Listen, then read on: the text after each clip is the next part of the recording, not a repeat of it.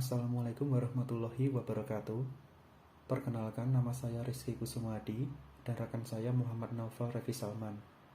Pada video ini, kami ingin menceritakan tentang hikayat Abu Nawas yang berjudul Istana Raja Hancur Karena Lalat.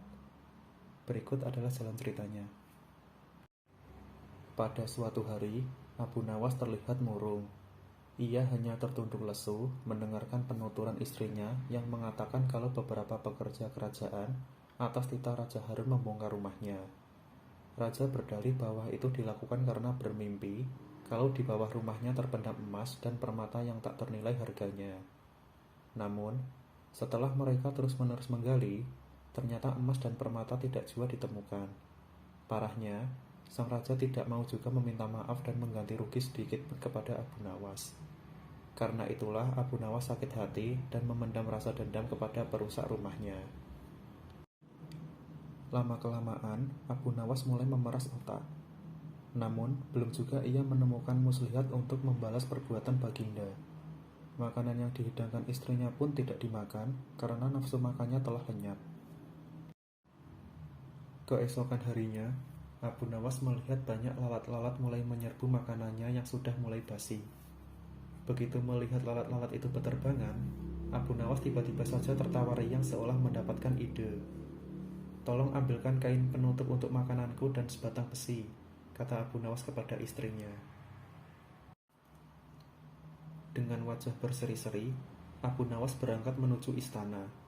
Setiba di istana, Abu Nawas membungkuk memberi hormat kepada Raja Harun. Raja Harun terkejut atas kedatangan Abu Nawas di hadapan para menterinya. Raja Harun mempersilahkan Abu Nawas untuk menghadap. "Ampun tuanku, hamba menghadap tuanku Baginda hanya untuk mengadukan perlakuan tamu-tamu yang tidak diundang.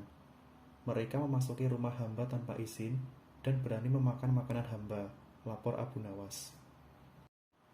"Siapakah tamu-tamu tidak diundang itu, wahai Abu Nawas?" ujar Baginda dengan bijaksana.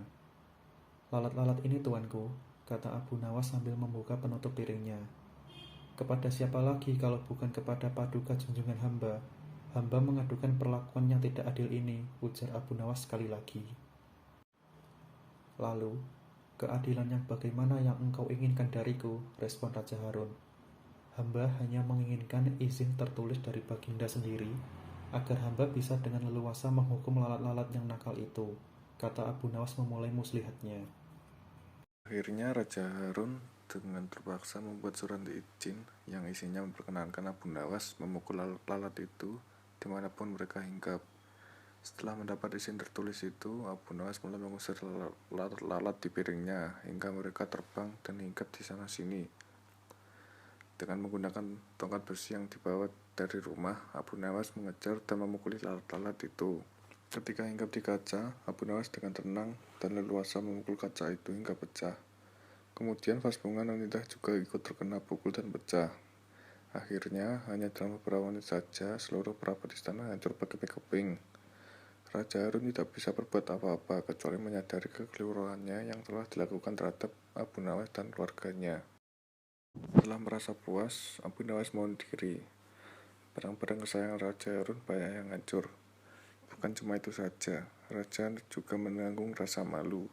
Kini dia sadar betapa kelirunya telah berbuat semena-mena kepada Abu Nawas. Demikian akhir dari hikayat Abu Nawas yang berjudul Istana Hancur Karena Lalat. Semoga bisa menjadi ilmu yang bermanfaat bagi para pendengarnya. Mohon maaf apabila ada salah-salah kata. Billahi taufiq wal hidayah. Wassalamualaikum warahmatullahi wabarakatuh.